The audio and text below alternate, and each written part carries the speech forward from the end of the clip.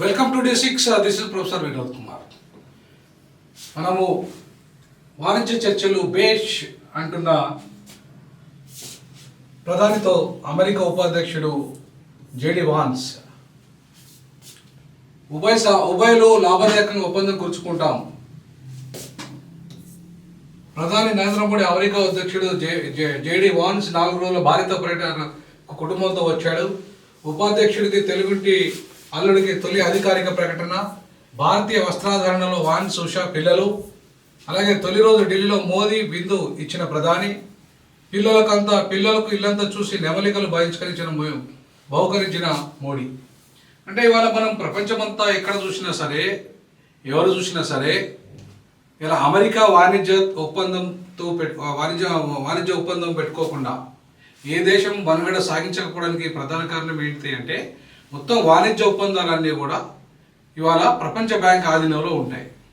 ప్రపంచ బ్యాంకు అంతా కూడా అమెరికా ఆధీనంలో ఉంటుంది.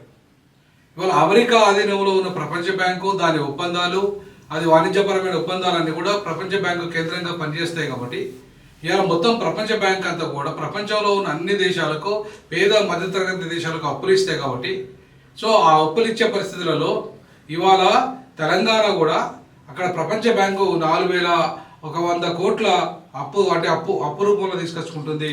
దేనికోసం అంటే ఇవాళ సిఎస్ఆర్ ఫండ్స్ జమ చేస్తూ ప్రపంచ బ్యాంక్ అప్పులతోని ప్రైవేట్కు ధీటుగా ప్రభుత్వ పాఠశాలల్ని, అట్లాగే వైద్యశాలని డెవలప్ చేస్తామని.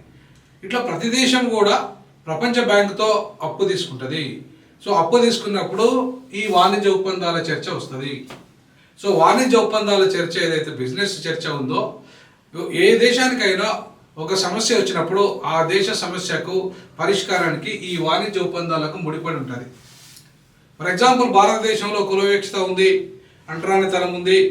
ఇవాళ ఈ దేశంలో మొత్తానికి కులం ద్వారా, వివక్షత ద్వారా చాలామంది అణగారిన ప్రజలు, ప్రధానంగా దళితులు చచ్చిపోతున్నారు, చంపబడుతున్నారు, అవమానాలకు గురవుతున్నారు అని చెప్పి మేము 2001లోనే ఐక్యరాజ్య సమితి నిర్వహించిన దర్బన్ సదస్సులో మాట్లాడడం జరిగింది. సో ఆ దర్బన్ సదస్సులో మాట్లాడిన మాటలన్నీ కూడా ప్రభుత్వ పరంగా వచ్చిన వాళ్ళంతా కూడా ఇవాళ ప్రపంచంలో 127 దేశాలు పాల్గొన్న సదస్సులో అమెరికా చాలా కీలకమైన వాణిజ్య ఒప్పందాలు చేసుకున్న భారత్తో. ఆ సదస్సు తర్వాత కూడా, సదస్సు కంటే ముందు కూడా, ఆ సదస్సులో కూడా ఎందుకు ఈ అంటరానితనము, కుల వివక్షత అనేది లేదు భారతదేశంలో. అంబేద్కర్ అనే దళితుడే రాజ్యాంగం రాశాడు. సో కాబట్టి అంటరానితనం ఎక్కడిది? ఆయనే అంటరానితనం నిర్మూలన చేశాడు. కుల వివక్షత భారతదేశంలో లేదని చెప్పేసి ప్రపంచ దేశంలో పార్టిసిపేట్ అయిన 127 దేశాలకు అవి చెప్పడం జరిగింది. సో మెజారిటీ దేశాలు దాన్ని నమ్మారు. కాబట్టి అప్పుడు ఐక్యరాజ్య సమితి నిర్వహించిన జాతి వివక్షతతో పాటు కుల వివక్షతను చేర్చాలనే మా డిమాండ్ వీగిపోయింది. ఎందుకు? అమెరికా ఇండియా వాణిజ్య ఒప్పందం కారణంగా. అమెరికా ప్లస్ ఇండియా, ఈ వాణిజ్య ఒప్పందాలే ఇట్లాంటి సమస్యలు ఏవైతే వస్తాయో, ఈ వాణిజ్య ఒప్పందాల కారణంగా ఆ సమస్యలు పట్టించుకో ప్రభుత్వాలు. ఆ వాణిజ్య ఒప్పందాల్లో భాగంగా ప్రధానంగా science, technology, pharmacy, IT, space, వీటికి సంబంధించి డిఫెన్స్, వీటన్నిటికి సంబంధించిన వాణిజ్య ఒప్పందాలు ప్రధానంగా కీలకంగా జరుగుతాయి. మేజర్గా అవి ఎక్కువగా ఉంటాయి. సో కాబట్టి ఆ వాణిజ్య ఒప్పందాలకు కట్టుబడిన ఆయా దేశాలు వాళ్ళ దేశంలో జరుగుతున్న అంతర్గత సమస్యల పరిష్కారానికి ఒకవేళ చర్చలు జరిగినా కూడా ఆ చర్చలు ఆ వాణిజ్య ఒప్పందాల మీద ఆధారపడి ఉంటాయి. కాబట్టి ఆ వాణిజ్య ఒప్పందాలు చేసుకున్నది కాబట్టి ఇట్లాంటి అంతర్గత విషయాలు వాటి మీద ఆ ఐక్యరాజ్య సమితి కానీ, అంతర్జాతీయ సదస్సులు కానీ వీగిపోవడానికి కారణం ఏంటంటే ఈ వాణిజ్య ఒప్పందాలు. సో ఈ వాణిజ్య ఒప్పందాలు చేయబట్టే ఏ దేశంలోనే, ఈవెన్ అమెరికాలో కూడా నల్లవాళ్ళు తెల్లవాళ్ళనే సమస్యను ఇలా ప్రపంచమంతా అంగీకరించింది కూడా. అయినా సరే వాణిజ్య ఒప్పందాల కారణంగా ఇంకా అణచివేత వర్గాలు ఎవరైతే ప్రపంచవ్యాప్తంగా ఉన్నాయో వాటి సమస్యలు పరిష్కరించబడతలేదు. అది ఆసియాలో కావచ్చు, ఆఫ్రికాలో కావచ్చు, యూరోప్లో కావచ్చు, లేదంటే ఈవెన్ అమెరికాలో కావచ్చు, లేదంటే ఇంకా ప్రపంచంలో ఎక్కడైనా కావచ్చు. సో కాబట్టి వాణిజ్య ఒప్పందాలు ఇలా చాలా దేశ రాజకీయాలకు చాలా ముడిపడి ఉంటాయి. ఈ వాణిజ్య ఒప్పందాల ద్వారానే చాలా ఆయా దేశాలతో సత్సంబంధాలు ఏర్పడతాయి. ఒకవేళ వాణిజ్య ఒప్పందాలు కనుక కరెక్ట్ లేకపోతే ఆయా దేశాల మధ్యలో సమన్వయం ఉండే అవకాశాలు లేవు. సో కాబట్టి ఆయా దేశాలు ఎదుర్కొంటున్న సమస్యల్ని ఇవాళ ప్రపంచం అంగీకరించాలన్నా, మెజారిటీ దేశాలు అంగీకరించాలన్నా ఆ వాణిజ్య ఒప్పందాల కారణంగానే అవి అంగీకరించలేని పరిస్థితికి ఏర్పడుతుంది. ఎందుకంటే ఆ దేశంతో వ్యాపారం కనుక, వాణిజ్య వ్యాపార సంబంధాలు కనుక కొనసాగించకపోతే ఆ దేశం మనుగడ ఉండదు, ప్రపంచ బ్యాంక్ అప్పు ఉండదు.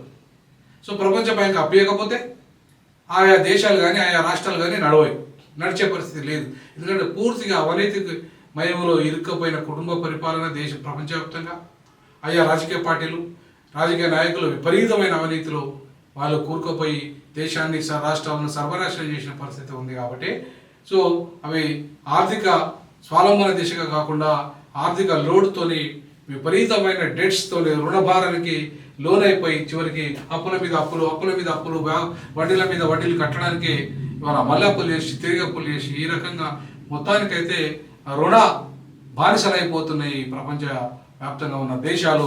కారణం ఏంటంటే ఈ వాణిజ్య ఒప్పందాలు, ప్రపంచ బ్యాంకుతో వాణిజ్య ఒప్పందాలే కారణం.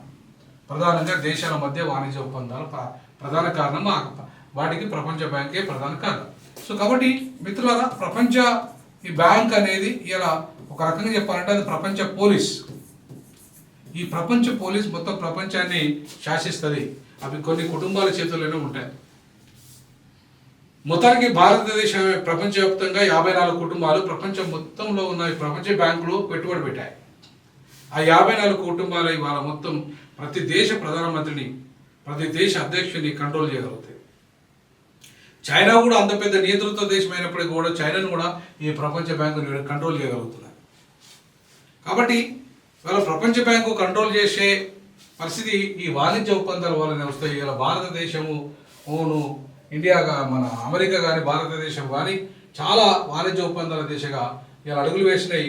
ప్రధానంగా మనం తీసుకుంటే రక్షణము, ఇంధనము, వ్యూహాత్మక సాంకేతిక పరిజ్ఞానం, అలాగే మిగతా రంగాలను కూడా ఇవాళ వాయన్స్తో ఒప్పందం జరిగింది.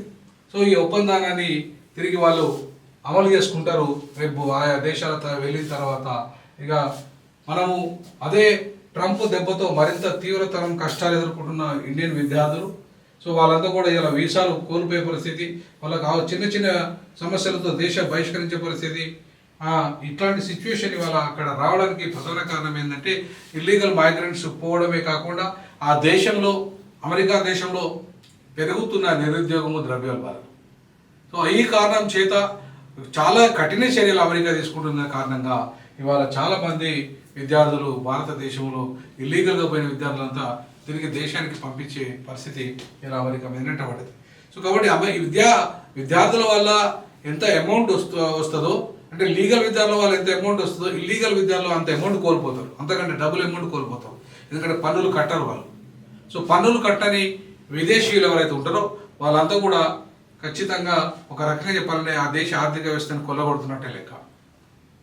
కాబట్టి అమెరికా ఇవాళ చాలా కఠినంగా వ్యవహరించడానికి ప్రధాన కారణం అది.